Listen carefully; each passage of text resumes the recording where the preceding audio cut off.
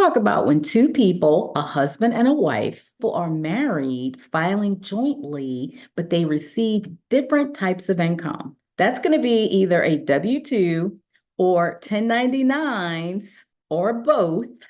But we also may need a system in place to grab those deductions. Well, that's where accounting, QuickBooks, whatever accounting system you choose comes into play because that business or the person with the 1099 needs to reduce that income further so it doesn't eat up the refund from the person with the W-2.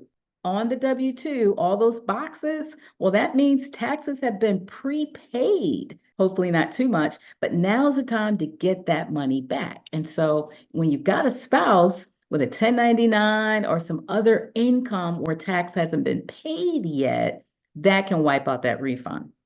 Now, let's talk about how do we report the businesses? That's a question that I get a lot. And so if you're a sole proprietor LLC, something pretty simple, and it's only you, no other people involved in the business, then you're going to be looking at a one page of that 1040 will be part of the entire return. So picture this, you got a 1040 and one page reporting on that business. Real estate, I kind of describe that in the same way. You got one page dealing with that rental property and all the deductions that go along with it. But here's how you want to look at it if you have a business. Is the business a separate entity like a corporation?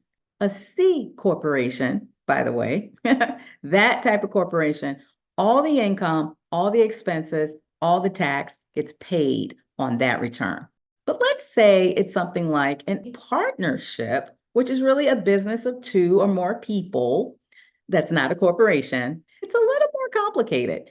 The partnership won't pay tax, but all of the accounting for the income and expenses will take place on a separate return called the 1065. That 1065, again, won't pay tax, but it will generate K1s for all of the partners. And those K1s flow right back to the 1040. So that could be a page on the 1040. But if you're an S Corp, it functions similar to that partnership in that it's going to generate a K1, flows to that 1040, but all of the income, all the expenses, all of the taxable items and deductions will be captured on 1120S. So what do we have so far? We have a 1040 with Schedule C's as reporting all of the activity on that Schedule C, or we've got the K1, which is just the final amount, the final accounting for that business, that K1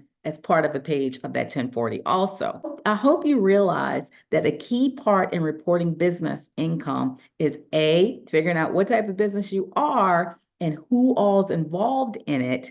You'll find that information in the SS4 letter that you received from IRS. It's going to show you what they're expecting you to file.